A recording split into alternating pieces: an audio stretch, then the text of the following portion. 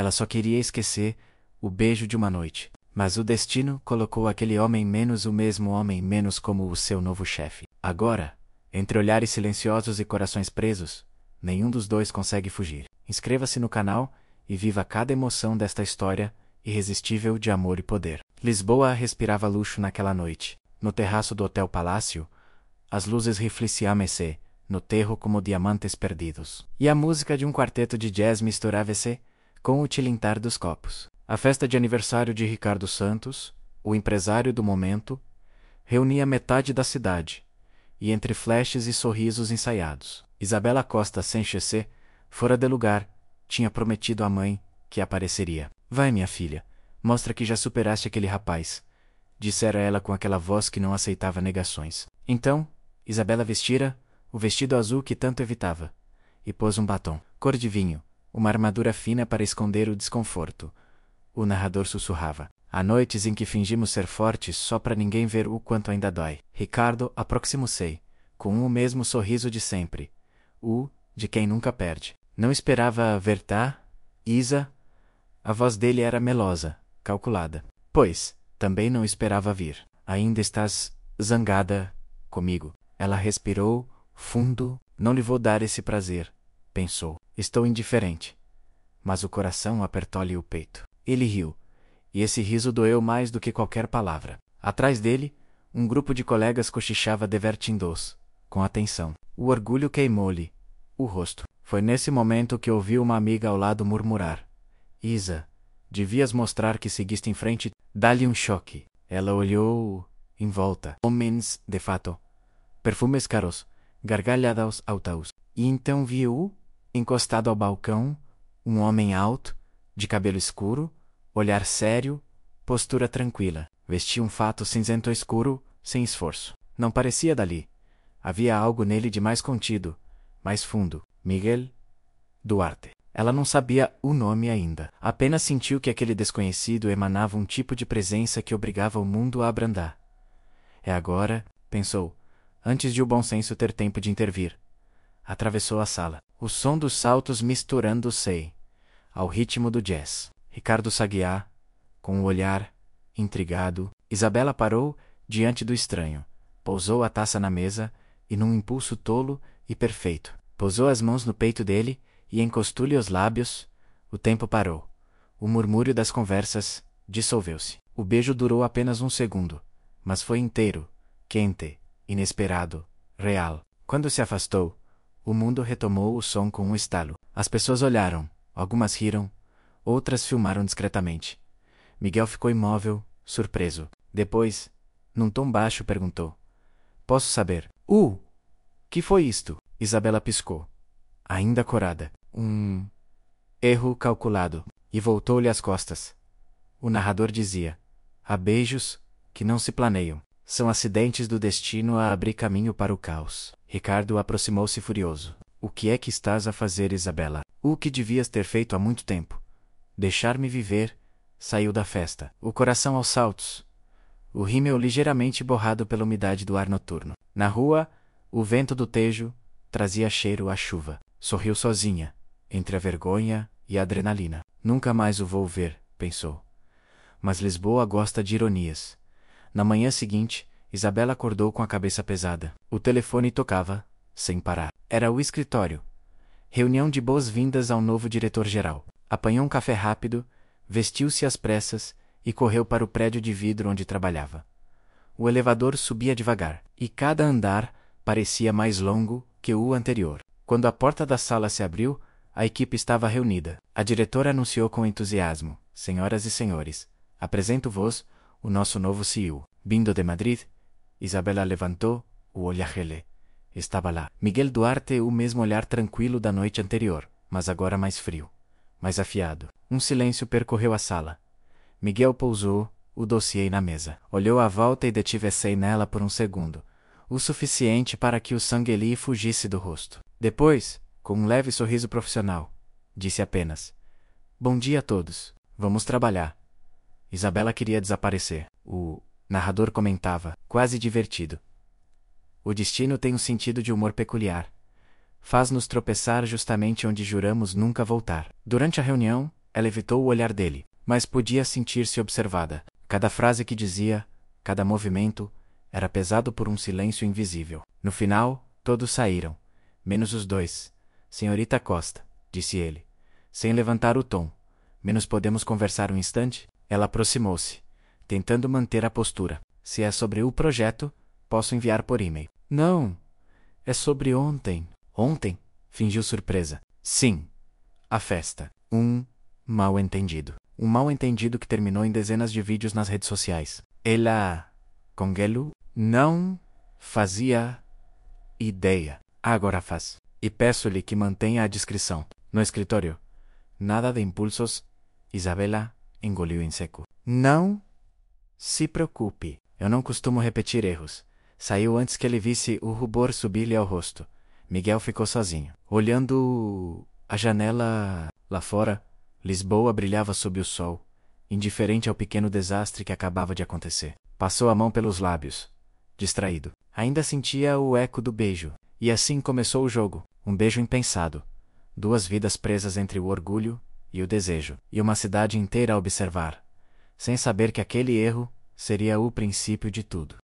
O dia amanheceu pálido, em Lisboa. O céu, de um cinza difuso, refletia o humor da cidade, um tom de rotina com cheiro de café e pressa. Isabela caminhava apressada pelas calçadas molhadas da Avenida da Liberdade, tentando equilibrar o café numa mão e a pasta de trabalho na outra. O salto alto batia ritmado no empedrado, ecoando entre as árvores que balançavam sob o vento, depois do que acontecera na festa. Tentava convencer-se de que tudo ficaria bem. Era só um beijo. Um momento tolo, impulsivo, perdido entre o álcool, a música e o orgulho ferido. Ela repetia isso para si mesma como quem recita uma oração. Não significou nada. Foi só um erro. Mas as lembranças vinham mesmo assim. O toque breve, a respiração próxima, o olhar firme daquele homem. E acima de tudo, a sensação de que ele realmente a vira, de um modo que ninguém via há muito tempo, entrou no prédio da Duarte Media e foi recebida pelo habitual burburinho do escritório. Telefones, impressoras, passos apressados, vozes misturadas. Era segunda-feira, dia de reunião com a diretoria. A empresa esperava um novo CEO vindo de Madrid, e os rumores sobre quem seria corriam de mesa em mesa como corrente elétrica. Dizem que ele é um gênio frio, cochichava uma colega. E dizem que já despediu meia equipa na empresa anterior. Bem, talvez seja disso que precisamos. Isabela riu sozinha. Um gênio frio, pensou. Perfeito, mais um homem que acha que sentimentos atrapalham lucros. Pegou os relatórios, endireitou o cabelo e seguiu para a sala de reuniões. Queria apenas parecer profissional, invisível. Mas o destino, caprichoso como sempre, não gosta de planos simples. Quando entrou na sala, as conversas cessaram. Todos se levantaram. A diretora executiva, Dona Helena, um sorriso formal no rosto, anunciou com entusiasmo: senhoras e senhores, apresento-vos o novo diretor-geral da Duarte Media, o senhor Miguel Duarte. O tempo congelou. Ele estava ali, o homem do beijo, o desconhecido da festa. Vestia um fato cinzento impecável, gravata azul escura, expressão serena, mas os olhos eram os mesmos, firmes, profundos, e naquele instante pousaram sobre ela. Isabela sentiu o chão desaparecer. A pasta escorregou-lhe da mão, espalhando papéis pelo chão. Miguel apenas inclinou ligeiramente a cabeça, como quem reconhece, mas escolhe não dizer.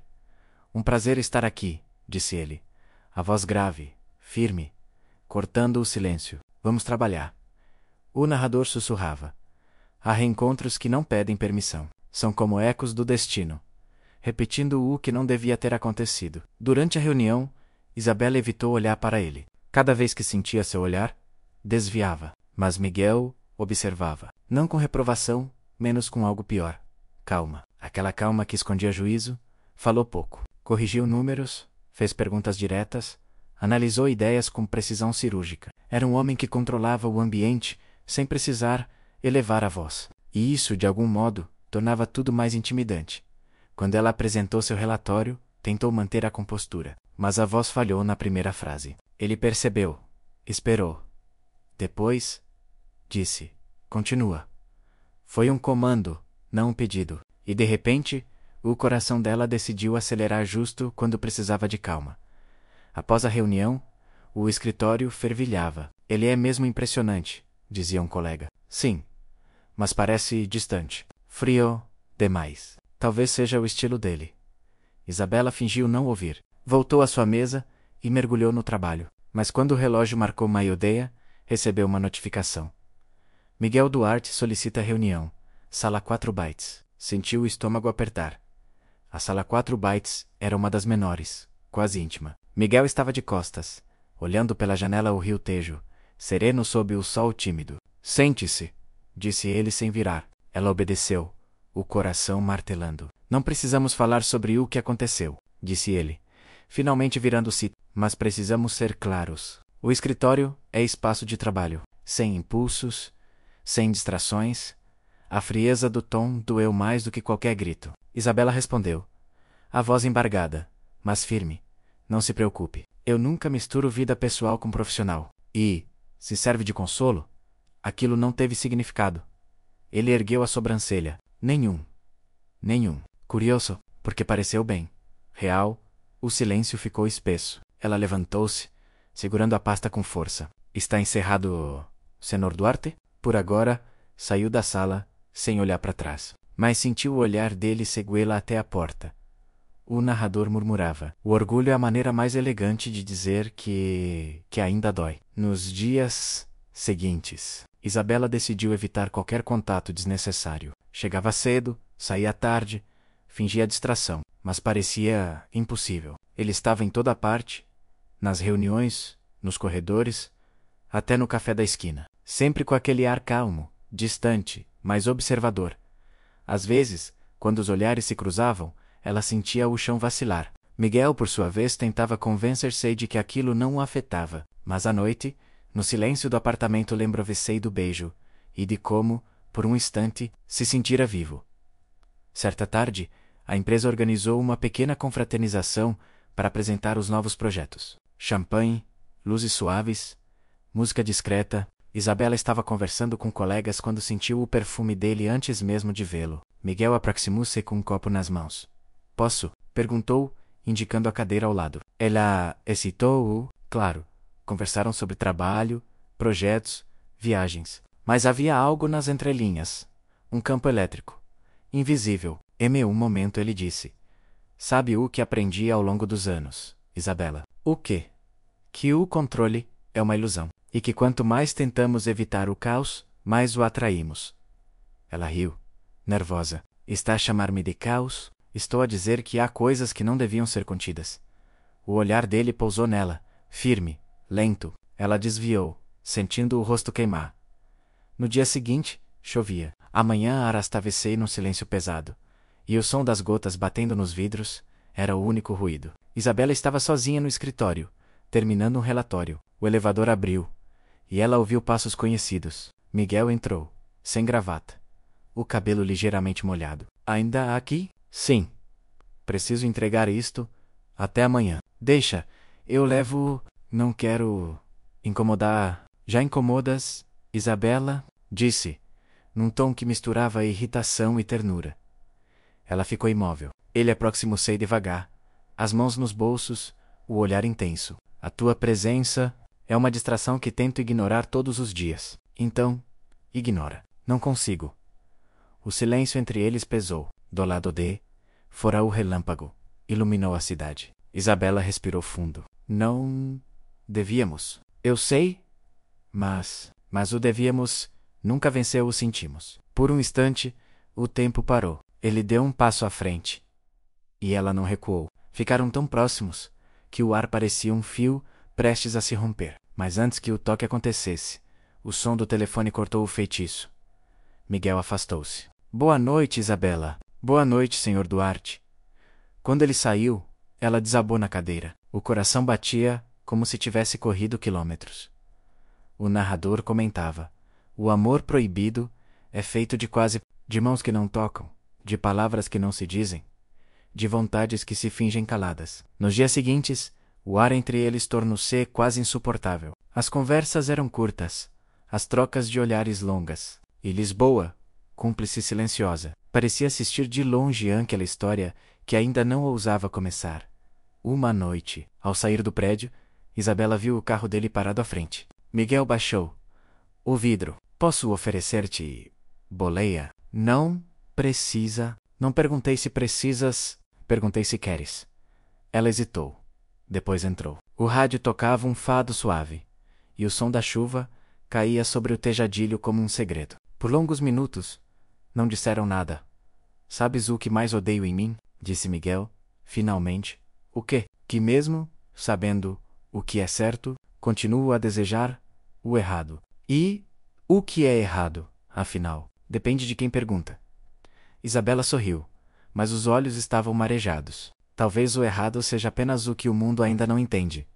Miguel virou-se e olhou-a. Ou talvez o errado seja o que nos assusta porque é verdadeiro demais. Ficaram em silêncio, olhando o reflexo das luzes no vidro molhado. Quando o carro parou diante do prédio dela, Isabela sentiu vontade de dizer algo, qualquer coisa que quebrasse aquele espaço entre eles, mas apenas disse: Obrigada pela boleia. Isabela? Sim, promete que não vais desaparecer outra vez. Prometo. Nada saiu, deixando-o sozinho com a própria respiração.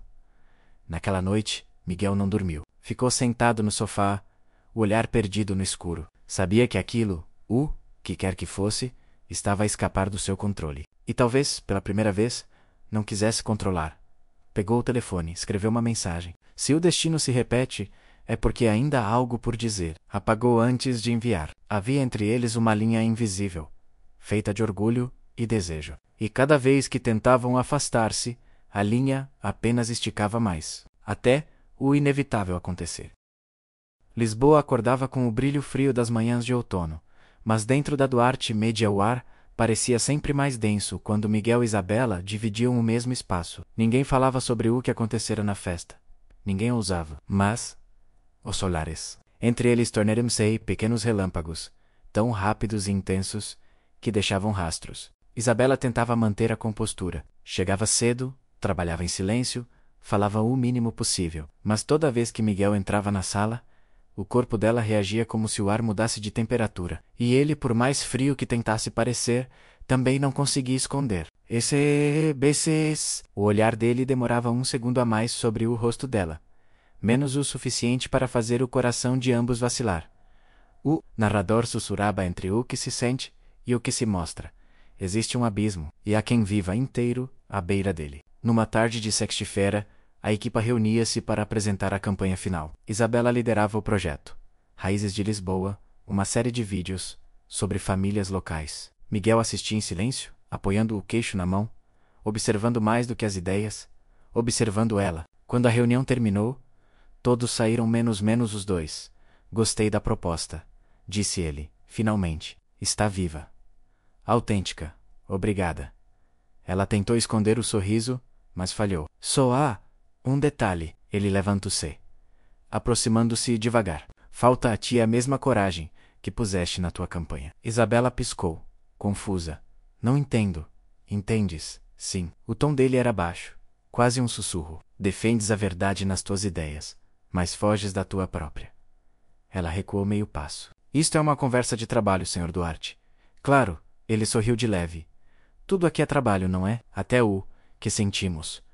O silêncio ficou espesso. A respiração de ambos se misturava no ar parado da sala. Isabela desviou o olhar e murmurou: Não sei o que estás a tentar provar. Talvez que não dá para controlar tudo. E o que queres que eu faça com isso? Nada. Apenas que deixes de lutar contra o que já acontece. O telefone na mesa dela vibrou, quebrando um momento. Ela agarrou o aparelho como se fosse um escudo. Tenho que atender. Claro. Ele recuou, voltando ao tom profissional. Boa tarde, Sra. Costa. Ela esperou ele sair para finalmente respirar. O coração pulsava descompassado.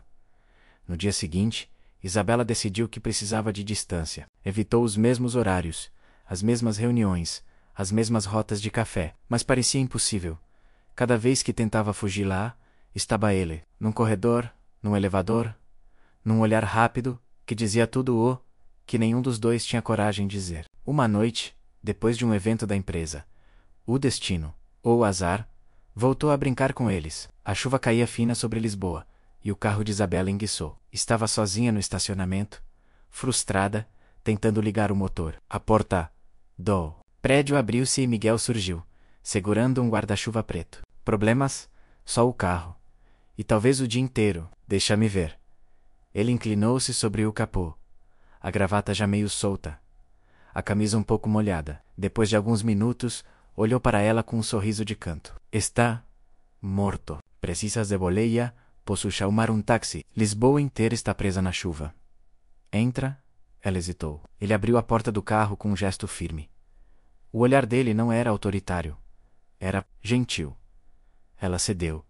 O carro deslizou pelas ruas molhadas. As luzes da cidade refletiam-se no vidro como memórias líquidas. Por longos minutos, não disseram nada, até que Miguel perguntou: por que insistes em manter distância? Porque é o certo. Certo para quem? Para mim? Para o meu trabalho. E o teu coração? O que diz? Ela riu, sem humor. O coração não paga conta, Sr. Duarte. Mas paga caro quando é ignorado. A resposta ficou suspensa no ar. O rádio tocava uma canção antiga, lenta, quase triste. Miguel olhou. De relance para ela, menos os cabelos soltos, as mãos inquietas sobre o colo, os olhos perdidos nas luzes da cidade. E pensou: ela é o caos mais bonito que já vi. Chegaram ao prédio dela. Obrigada pela boleia, disse Isabela, tentando sair rápido. Miguel segurou o guarda-chuva e saiu também. A chuva batia suave nos ombros dele. Isabela. Chamu? Chamu? Ela virou-se sim, aquela noite. Na festa. Já pensei em 1000 maneiras de apagar aquilo, mas nenhuma faz sentido. O mundo pareceu parar, por um instante. Ela deu um meio sorriso, triste e desafiador ao mesmo tempo. Talvez porque certas coisas não se apagam, só se transformam. E entrou no prédio. Miguel ficou parado na calçada, a chuva escorrendo pelo rosto. Eles estavam perdidos entre o orgulho e o desejo. 2 exércitos que lutam pelo mesmo território, o coração. As manhãs de Lisboa sempre pareciam mais luminosas depois da chuva. Mas naquele dia, o brilho do sol não conseguiu atravessar o peso que pairava sobre o escritório. O rumor começou como um sussurro, primeiro no café do Reis do Show, depois entre as secretárias, e em menos de 1 hora, já tinha tomado os corredores como fogo. Já viste as fotos? Murmuravam 2 colegas junto à impressora. Dizem que é ele. E ela... Impossível... Ele não faria isso. Olá. Bem... Ela... Sim, o vestido azul, o mesmo da festa. Isabela entrou no andar, sem saber o que a esperava. Todos os olhares a seguiram, como se um segredo lhe pendesse dos ombros. Sentiu o coração acelerar. Na tela do telemóvel de uma colega, o horror revelou-se. Uma fotografia dela e Miguel, lado a lado na festa de Ricardo, os rostos próximos demais. Um momento congelado antes, ou depois, do beijo. Título no blog de fofocas dizia: bilionário português é visto aos beijos com funcionário em festa privada. A garganta de Isabela secou. Sentiu o chão fugir-lhe. O narrador sussurrava: há verdades que matam devagar, e há mentiras que matam em público. Correu para a casa de banho, trancou-se num cubículo e respirou com força. Tentou ligar para alguém, mas as mãos tremiam demais. Uma mensagem chegou. Era de Miguel: vem ao meu escritório. Agora, atravessou o corredor, como quem atravessa um campo minado. Entrou e fechou a porta atrás de si. Miguel estava de pé, junto à janela, o casaco pendurado, as mangas da camisa arregaçadas. O olhar dele era uma tempestade contida.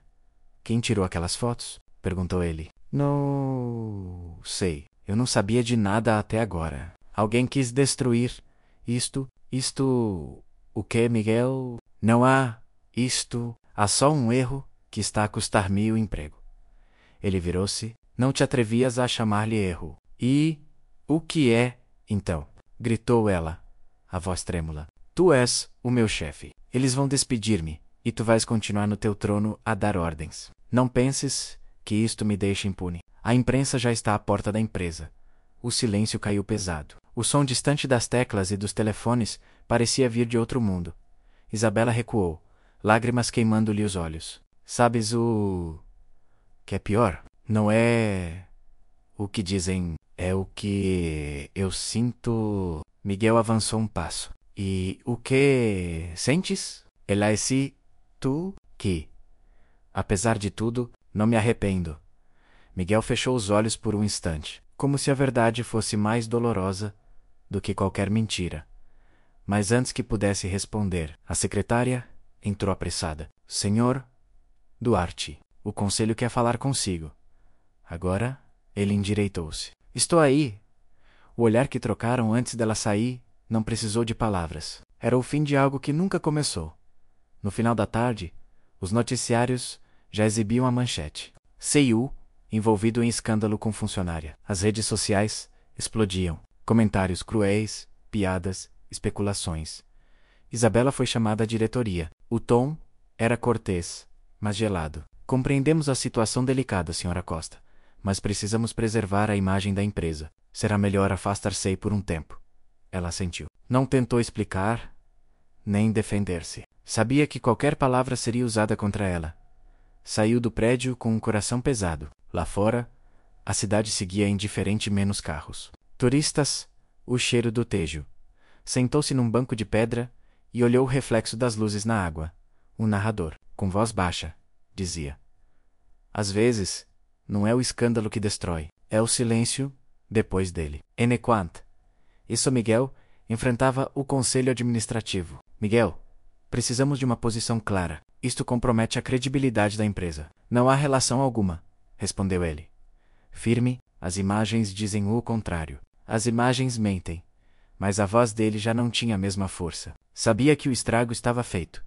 Quando a reunião terminou, ficou sozinho na sala. O telefone piscava com notificações incessantes. Fechou os olhos. A imagem de Isabela menos o olhar ferido, a coragem silenciosa, menos voltava como uma punhalada.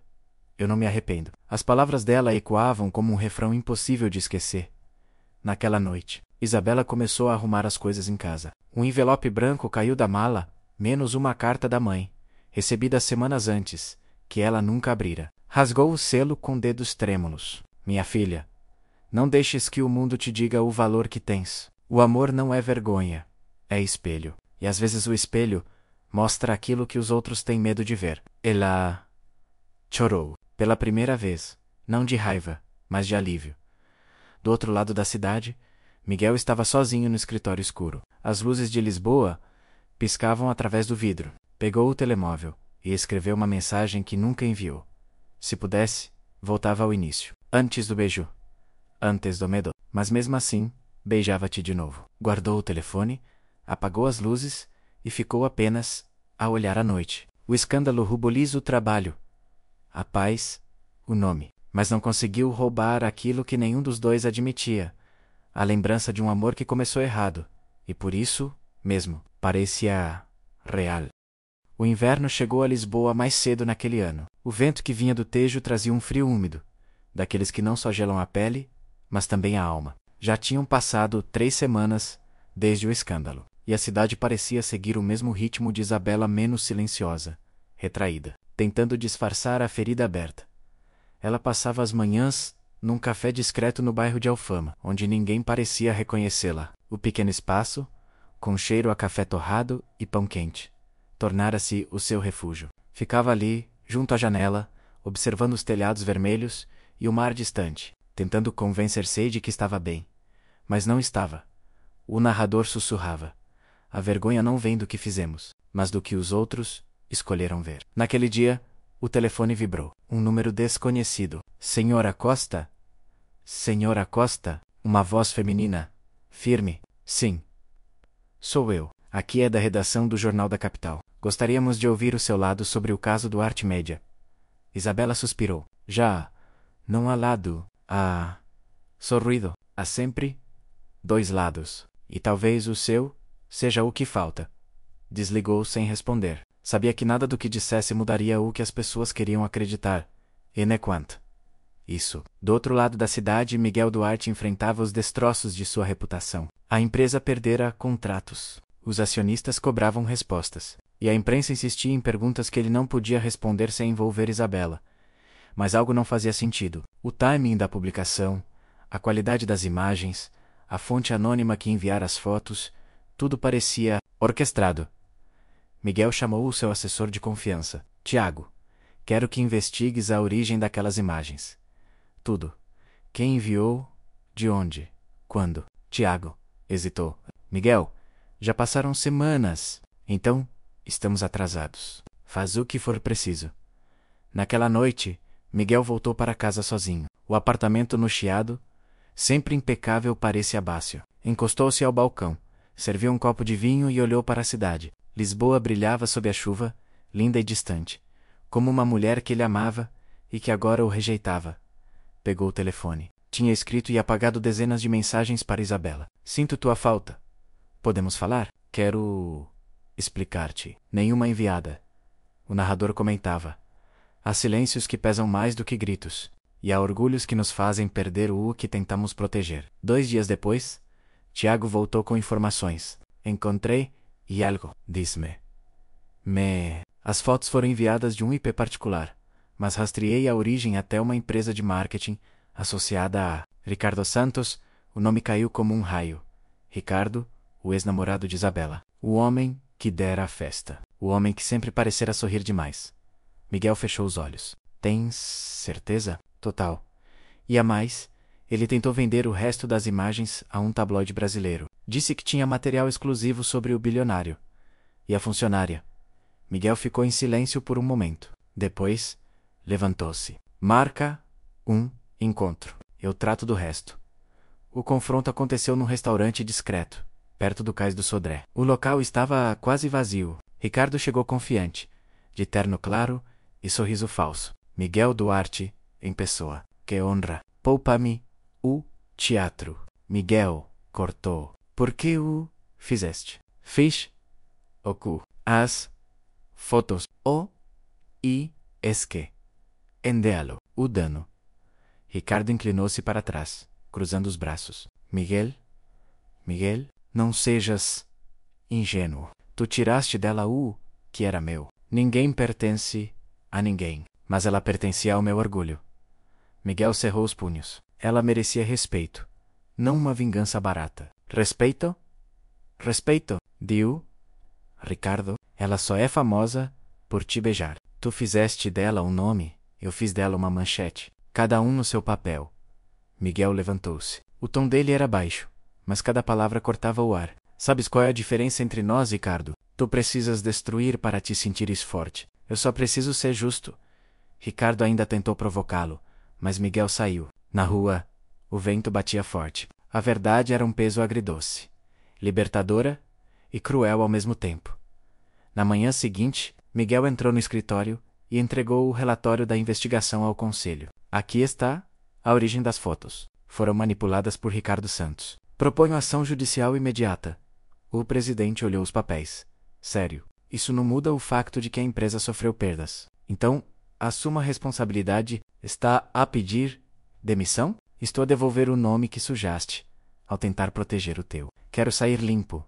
Miguel saiu da sala com passos calmos, mas o peito ardia. Era como se cada parede que construíra nos últimos anos se desmoronasse, e pela primeira vez, ele não tentou impedir.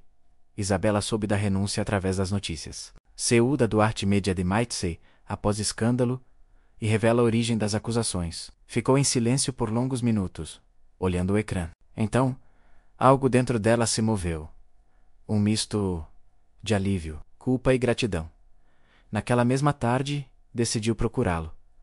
Miguel estava num café antigo, perto do Largo do Carmo, escrevendo num caderno. Ela entrou sem avisar. O sino da porta tilintou, e ele levantou o olhar. Por um instante, os dois apenas se olharam. Vi as notícias, disse ela. Imagino. Por que fizeste isso? Porque era o certo, mesmo sabendo que te custaria tudo. O que eu perdi não valia o que recuperei. E o que recuperaste. A verdade, ela sentou-se à frente dele, emocionada. Foste tu que descobriste. Sim, o teu ex. Foi ele quem montou tudo. Isabela baixou a cabeça, envergonhada. Eu devia ter previsto. Ele nunca suportou perder. Ninguém suporta perder o que nunca teve, por um momento. O silêncio entre eles foi leve, menos como um descanso, depois de uma longa guerra. O que vais fazer agora? Perguntou ela. Viver. Talvez, pela primeira vez. E tu? Não sei. Sorriu com tristeza. Ainda estou a aprender a não fugir. Lá fora, a chuva começava outra vez, fina e fria. Miguel levantou-se, tirou o casaco e colocou-o sobre os ombros dela. Vais constipar-te. E tu? Já me constipei o suficiente com o passado. O narrador sussurrava, quando duas pessoas enfrentam a mesma dor. Não é o perdão que as une. É o reconhecimento. Nos dias seguintes, a verdade espalhou-se. A imprensa corrigiu a história. Ricardo foi exposto e processado. Miguel desapareceu da vida pública, recusando entrevistas. Isabela, com a reputação parcialmente restaurada, foi convidada para um novo projeto. Desta vez, com liberdade total de criação. O tempo começou a cicatrizar o que o escândalo havia rasgado, mas algo em ambos permanecia inacabado. Uma noite, Isabela caminhava pela beira do Tejo. O vento trazia o cheiro de maresia e o som distante das guitarras de um fado tocado numa varanda. Parou, observando as luzes refletidas na água. Ainda pensas nele? Perguntou uma amiga que a acompanhava. Penso no que ele me ensinou. E o que foi? Que a verdade dói menos do que a dúvida e quanto. Isso Miguel vivia dias mais simples. Acordava cedo, lia, fazia caminhadas, quase como se estivesse a recomeçar do zero. Mas à noite, quando Lisboa adormecia, ele ainda via o rosto de Isabela menos, e o som do riso dela misturava-se com o vento que batia nas janelas. Certa madrugada, pegou o mesmo caderno onde costumava escrever e anotou. A verdade é que o amor não precisa ser limpo para ser real. Basta que seja verdadeiro o suficiente para nos mudar. Fechou o caderno e sorriu. Pela primeira vez em meses, sentiu paz. Dias depois, um convite inesperado chegou à caixa de correio de Isabela. Exposição, Fundação Duarte. Tema, Novos Começos. Ela ficou parada, o envelope nas mãos, o coração acelerado. Miguel, ele estava de volta. Não como empresário, mas como homem que queria devolver algo ao mundo. A exposição aconteceu num antigo convento transformado em galeria. As paredes brancas exibiam fotografias de mulheres empreendedoras, artistas, mães, reconstruindo as próprias vidas. No centro da sala, um painel dizia: para quem teve coragem de enfrentar a mentira com o coração limpo. Ela reconheceu a caligrafia. Miguel estava ali, de terno simples, falando com convidados. Quando a viu, o mundo pareceu abrandar. Aproximou-se, vieste. Não podia faltar. É bom ver-te sorrir. É bom ver-te inteiro. O narrador dizia: a verdade, quando dita à tarde, ainda é verdade. E às vezes, chega no tempo certo, o tempo em que estamos prontos para ouvi-la. Ficaram em silêncio, lado a lado, observando as fotografias. Nenhuma palavra podia resumir o que tinham vivido. Mas os olhos deles, diziam tudo. Na saída, o vento de Lisboa soprava leve. Isabela virou-se, o vestido esvoaçando. Miguel, ele parou? Sim, acho que a verdade é isto. Não se trata de recomeçar, mas de continuar, de onde o medo nos parou. Miguel sorriu. Então continuemos. E caminharam juntos, lentamente, desaparecendo na multidão. A verdade não os absolveu, apenas os libertou, porque às vezes, o amor não vence o mundo, menos apenas o torna suportável outra vez. Lisboa parecia suspensa em cinza, naquele inverno. As nuvens baixas cobriam o Tejo, e o vento frio arrastava consigo o murmúrio distante das gaivotas. Era como se a cidade inteira respirasse mais devagar, acompanhando o ritmo de um homem que já não sabia o que fazer com os próprios dias. Miguel Duarte acordava sem pressa. O relógio já não lhe impunha horários, e o telefone, outrora repleto de reuniões e compromissos, agora servia apenas para marcar o tempo vazio. O apartamento no Chiado, que antes cheirava a café e documentos, cheirava agora a silêncio. O narrador, com voz grave e calma, dizia: quando o poder cai, o que resta não é o vazio, é o eco do que fomos. Miguel tinha tudo e perdeu. Perdeu a empresa, a imagem, o respeito público, mas sobretudo, perdeu o eixo que o sustentava. Passara tanto tempo a ser o CEO, o bilionário, o Duarte, que esquecera o que era ser apenas Miguel.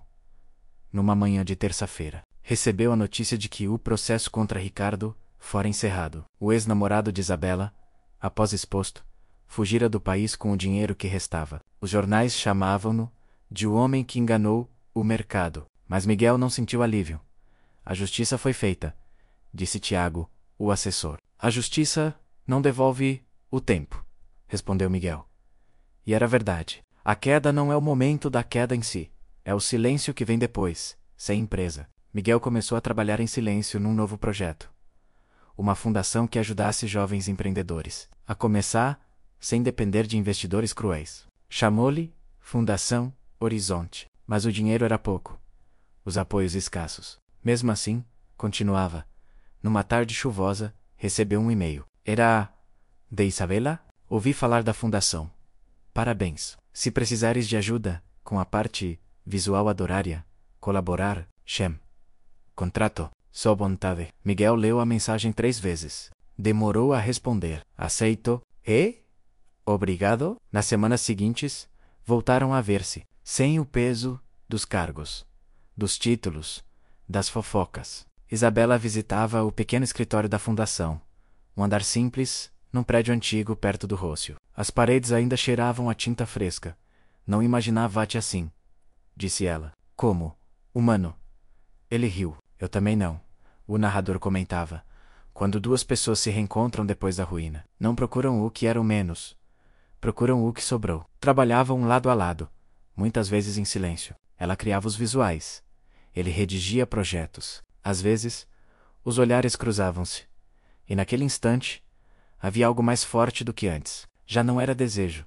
Era ternura. A ternura de quem conhece o abismo do outro e decide ficar mesmo assim.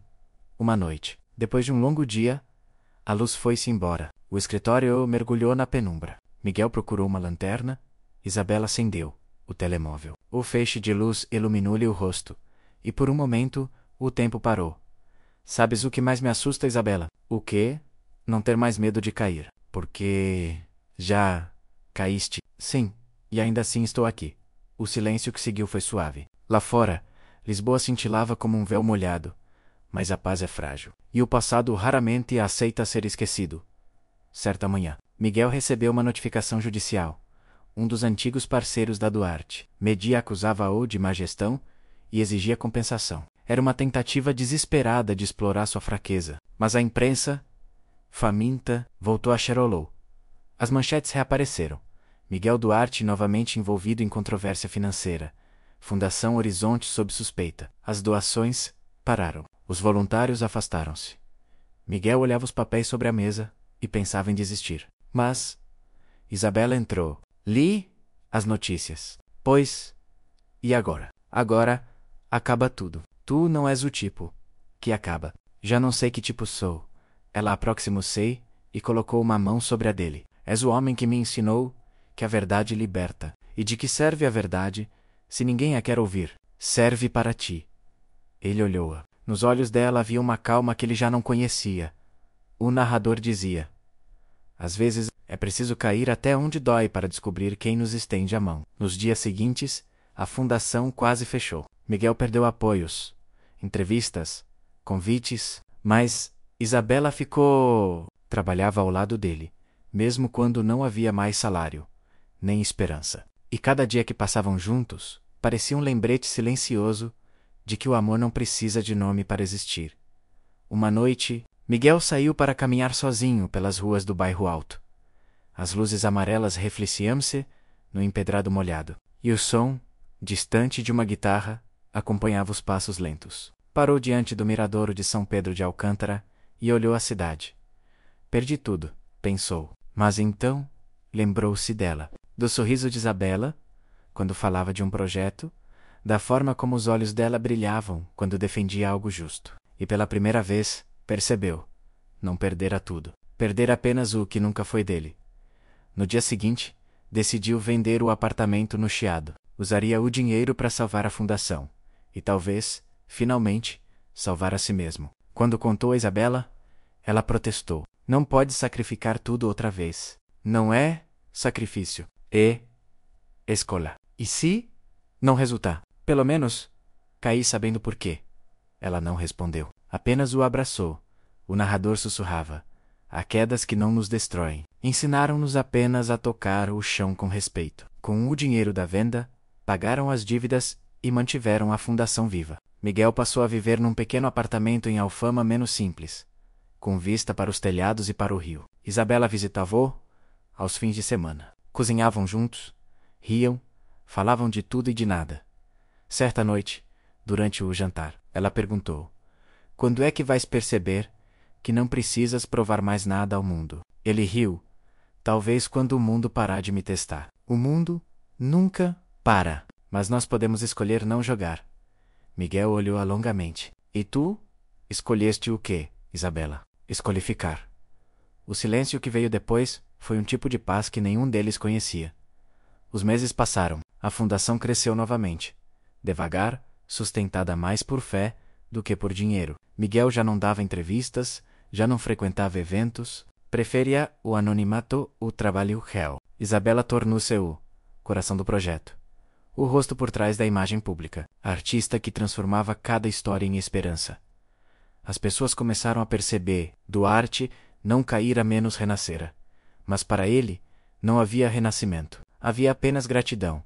Uma noite de verão, Miguel e Isabela subiram juntos ao miradouro de Santa Catarina. Lisboa brilhava abaixo deles, dourada e viva. Sabes o que é curioso? Disse ele. Durante anos, quis estar acima de todos. Agora, só quero estar aqui. Comigo, contigo. E em paz ela sorriu, encostando a cabeça ao ombro dele. A tua queda foi o teu recomeço. Foi a tua mão que me impediu de partir. Não te impedi. Só te mostrei que o chão também é um lugar seguro. Um narrador, com voz leve e quase poética, dizia. Ele caiu, perdeu o império, o nome, a glória, mas encontrou um coração. O seu e o dela menos. E percebeu que a verdadeira queda é deixar de amar. Dias depois, um jornalista procurou Miguel para uma entrevista exclusiva sobre o homem que perdeu tudo e reconstruiu do nada. Ele recusou. Já não tenho nada a dizer, mas as pessoas querem ouvir a tua história. Então que a vejam. A fundação fala por mim. E assim foi. O nome de Miguel Duarte deixou de ser manchete. Passou a ser exemplo. Na última cena Lisboa amanhecia. O sol dourava o Tejo. E as ruas começavam a encher-se de vida. Miguel preparava o café, enquanto Isabela ajustava as flores na janela. O rádio tocava um fado antigo. Ela virou-se e disse: sabes o que aprendi contigo? O quê? Que cair não é o fim, é só o modo que a vida encontra para nos obrigar a olhar para o alto outra vez. Miguel sorriu. Então que venham as quedas. Abraçaram-se. Ele caiu. Ela ficou. E no silêncio entre os dois, Lisboa descobriu que o amor verdadeiro não precisa de palco, só de coragem para continuar. Lisboa voltara a sorrir, depois de meses de céu cinzento. O verão devolvera à cidade as cores que Miguel quase esquecera. O amarelo dos elétricos, o azul do terro, o dourado das manhãs sobre as colinas. Mas dentro dele, a luz demorava a acender. O narrador dizia, num tom suave: o tempo não cura feridas. Menos apenas ensina o coração a conviver com as cicatrizes. A Fundação Horizonte começava a crescer. Jovens empreendedores, artistas e mulheres que perderam tudo, voltavam a sonhar graças aos pequenos apoios de Miguel e Isabela. Os jornais, antes cruéis, agora escreviam: ex-bilionário cria projeto que transforma vidas. Miguel lia as manchetes sem orgulho. Já não procurava redenção pública. O que ele queria era outra coisa. Algo silencioso que só o amor pode conceder. Certa manhã, Isabela chegou cedo à fundação. Trazia flores e um sorriso. Lisboa está linda hoje, disse ela. Estás a falar da cidade ou de ti? Perguntou Miguel, sorrindo pela primeira vez em dias. De ambos, a cumplicidade entre eles tornara-se natural. Não havia mais o jogo de poder, nem os muros do passado, mas havia uma distância delicada, o respeito que nasce depois da dor. Cada toque de olhar era um lembrete. Podemos, mas não precisamos apressar o destino. Um dia, receberam a visita de um grupo de mulheres do interior menos costureiras, mães, viúvas, que queriam criar uma cooperativa. Miguel ouviu cada história com atenção. Uma delas, de olhos cansados, disse: perdemos tudo, mas temos vontade. Isso chega? Ele respondeu: chega. Porque a vontade é o primeiro investimento de qualquer milagre. Isabela o roou com ternura. Aquela resposta dizia mais sobre o homem que ele se tornara do que qualquer discurso. Depois que as mulheres foram embora, ela aproximou-se e... sabes que acabas de descrever-te. Não é? Como assim? Perdeste tudo. Ficou à vontade. E com ela, fizeste nascer algo novo. Chamas a isso milagre? Chamo a isso redenção. O narrador sussurrava. A redenção não vem quando somos perdoados. Vem quando finalmente entendemos o que precisamos perdoar em nós. Naquela noite, Miguel não conseguiu dormir. Sentou-se à varanda do pequeno apartamento em Alfama, olhando as luzes que tremulavam sobre o tejo. Pegou o caderno, onde costumava escrever, e abriu numa página em branco. A redenção, escreveu no topo. As palavras começaram a fluir, como se sempre tivessem estado ali. À espera. Redimir-se não é apagar o passado. É aceitar que ele fez de nós o que somos, e escolher continuar, apesar do medo. Fechou o caderno e pensou em Isabela, em como ela se tornara o espelho onde via a sua humanidade refletida, em como o amor dela não pedia nada, apenas presença. E pela primeira vez, em muito tempo, adormeceu em paz. Nos dias seguintes, Lisboa fervilhava de vida. A fundação organizava um evento de gala menos o primeiro grande marco desde a sua criação. O tema, Novos Começos, seria realizado no convento do Beato, e Isabela fora encarregada da direção artística.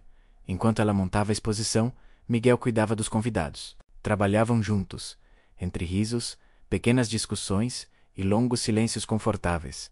Não achas que estás a exagerar nas luzes? Perguntou ele, ao ver o salão brilhar. Não achas que o mundo já foi escuro o suficiente? Respondeu ela, sem desviar o olhar Miguel Sório. Tens razão. Um narrador intervinha. Alguns diálogos são apenas formais. Outros são um modo que o amor encontra de respirar. Na véspera do evento, Isabela ficou até tarde no convento. Estava sozinha, ajustando um painel com a frase central da noite. A vida recomeça quando deixamos de fugir de nós. Enquanto prendia a última faixa, ouviu passos atrás dela. Ainda aqui. A voz de Miguel estava a tentar deixar tudo perfeito. Mas já está. Ela virou-se e ele estava ali, simples, sem o ar de executivo, menos camisa dobrada, olhar cansado, mas calmo. Nunca pensei que fosses o tipo que gosta de decorações, brincou ela. Aprendi que até o silêncio precisa de cenário. Ficaram lado a lado, olhando o salão vazio. As luzes resplandeciam-se nas paredes brancas e o ar cheirava a flores e a tempo novo. Miguel respirou fundo. Isabela. Sim, obrigada por não teres ido embora. E tu, obrigada por teres ficado, o narrador sussurrava. Há palavras que não são confissões. São pontes lançadas entre dois corações que finalmente se reconhecem. O evento foi um sucesso. Lisboa inteira parecia presente. Jornalistas, artistas, empresários, curiosos. Mas para Miguel só uma pessoa importava. Durante o discurso, ele falou com voz firme. O que construímos aqui não nasceu do dinheiro. Nasceu da queda. De cada erro, de cada vergonha, de cada recomeço. Se arreden. O é esta. Transformar o que nos feriu em algo que cura. A sala aplaudiu de pé. Isabela, emocionada, enxugou discretamente as lágrimas. Depois da cerimônia, saíram juntos para o pátio. O ar estava quente. O céu cheio de estrelas. Lisboa parecia segurar a respiração. Miguel olhou-a e disse: Sabes, durante muito tempo achei que amar era vencer. Depois percebi que amar é ceder. E contigo, aprendi que amar é simplesmente estar. Ela sorriu, os olhos marejados. E eu aprendi que não é preciso que o amor seja perfeito, só que seja verdadeiro. Ele aproximou-se. Não havia pressa nem medo, apenas um silêncio cúmplice, o mesmo de meses antes, mas agora cheio de paz. Encostou a testa na dela e murmurou: Posso beijar-te? Ela riu baixinho. Acho que já esperamos o suficiente. O beijo aconteceu lento, doce, limpo. Não havia culpa, nem impulso, nem escândalo. Apenas duas pessoas que finalmente sabiam quem eram. O narrador, com voz baixa e emocionada, dizia: O primeiro beijo foi erro. O segundo, redenção. Entre um e outro, houve tudo o que a vida exige de quem ama: queda, perda, silêncio e coragem. Nas semanas seguintes, os dois continuaram a trabalhar juntos. Mas algo mudara. O mundo parecia mais leve. A fundação crescia, os projetos multiplicavam-se, e as pessoas voltavam a acreditar. Miguel tornara-se mentor, não patrão. Isabela, inspiração, não sombra. Certa manhã, ele encontrou-a no terraço, olhando Lisboa. Estás a pensar em quê? No futuro. E o que vês? Um caminho longo, mas tranquilo, né tu? Vejo-te a caminhar ao meu lado. Ela virou-se, surpresa. Isso foi um pedido? Foi uma promessa. O narrador sorria entre as linhas. A redenção raramente vem em grandes gestos. Às vezes, é só uma promessa dita com o coração limpo. No final do verão, decidiram fechar o ciclo com uma viagem curta menos Sintra, a vila das montanhas e dos castelos, onde o tempo parece parar. Caminharam pelos jardins de Monserrate, sob árvores centenárias. Isabela parou diante de uma fonte antiga. Sabes o que dizem? Perguntou. O quê? Que quem faz um pedido aqui encontra paz. E o que pediste? Nada. Acho que já encontrei. Miguel olhou-a, o vento bagancando-lhe o cabelo, o sol filtrando-se pelas folhas. E entendeu. A redenção não era o que ele procurava menos. Era o que já vivia na cena final Lisboa. Volta ao entardecer, o tejo reflete as cores douradas do céu, e o som distante de um fado misturicei as vozes da cidade. Miguel e Isabela caminham pela ribeira das naus DM, os dadas. Não dizem nada. Não precisam, o narrador encerra, num tom calmo e profundo. Ele caiu, ela ficou, e juntos reconstruíram o que o orgulho havia destruído. A redenção não é recomeçar do zero, é seguir adiante, sabendo que o amor, o verdadeiro, não quer vencer. Quer permanecer. A câmera imaginária sobe, mostrando Lisboa inteira menos viva, serena, banhada em luz. Porque no fim, o amor não salva, mas ensina a viver, mesmo depois da queda. Lisboa amanhecia dourada. O sol nascia sobre o tejo, e a cidade, ainda sonolenta, começava a despertar. O som distante dos elétricos misturava-se com o murmúrio das ondas, e o cheiro de café fresco escapava das padarias que abriam as portas na varanda do pequeno apartamento em Alfama. Miguel observava o horizonte. Tinha uma caneca nas mãos e um sorriso sereno no rosto. Um sorriso que há muito não sabia existir. Atrás dele, Isabela apareceu, enrolada num lençol branco, o cabelo despenteado pelo vento. Já acordaste tão cedo? Perguntou ela, com a voz ainda rouca. O sol chamou-me. E o que ele disse? Que hoje é um bom dia para continuar. Ela sorriu, aproximando-se, encostou o queixo no ombro dele e ficou ali, quieta. A respiração dos dois fundia-se com um som da cidade que acordava. O narrador sussurrava. O amor, quando amadurece, deixa de ser fogo. Torna-se brasa menos constante, discreta, eterna. Miguel já não era o homem das capas de revista. Deixara para trás os relógios caros, os carros de luxo, os jantares com gente importante. Agora, o seu luxo era o tempo para viver, para olhar, para sentir, o tempo para ser. A Fundação Horizonte florescia. As paredes antigas estavam cobertas de desenhos e fotografias dos projetos que mudavam vidas. Costureiras que abriram lojas, jovens que criaram startups sustentáveis, mulheres que transformaram dor em arte. Isabela tornará-se o coração da fundação, e Miguel o seu chão. Nas reuniões ele ouvia mais do que falava. Nos eventos, deixava que ela brilhasse. E nos silêncios, bastava o olhar dos dois para saberem que, enfim, estavam onde sempre quiseram estar.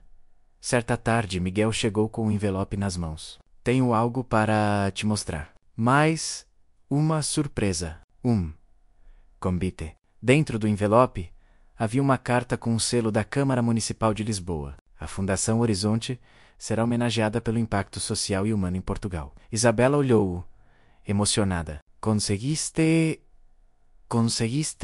Nós conseguimos. Ele segurou a mão dela. Sabes, durante muito tempo achei que redenção era ser perdoado. Hoje percebo que é fazer o bem sem precisar que o mundo saiba. Ela encostou a cabeça ao peito dele. O mundo, sabe, está aqui.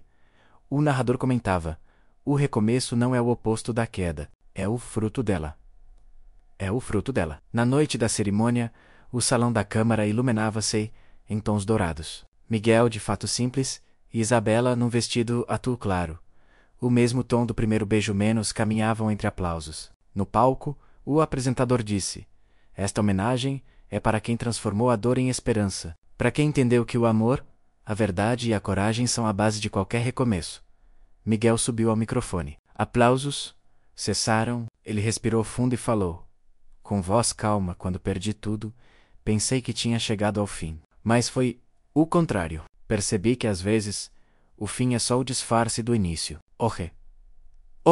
Não sou o homem que caiu. Sou o homem que aprendeu a levantar-se devagar. Voltou-se para Isabela e completou: e se há algo que devo à vida, é o amor que ficou depois da tempestade. A sala aplaudiu de pé, mas, para ele, só existia o olhar dela. Depois da cerimônia, caminharam pela ribeira das naus. Lisboa estava silenciosa. As luzes refletiam-se no rio como constelações flutuantes. O vento soprava leve, trazendo o cheiro de maresia. Isabela parou, olhou o Tejo e disse: sabes o que aprendi contigo? O quê? Que o amor não é o prêmio depois da luta, é a razão pela qual lutamos. Miguel aproximou-se, entrelaçou os dedos nos dela. E o que aprendi contigo? Que o amor não precisa ser perfeito para ser verdadeiro. Ela sorriu. Então estamos quites. Beijaram-se, e a cidade pareceu parar para ouvir o som do vento entre eles. O narrador sussurrava, com voz suave: quando o amor encontra repouso, o mundo desacelera, e o silêncio deixa de ser ausência, menos torna-se paz. Meses depois, uma nova manhã. O mesmo apartamento em Alfama. Na mesa, jornais com a manchete: Fundação Horizonte expande-se para o Brasil. Isabela preparava café.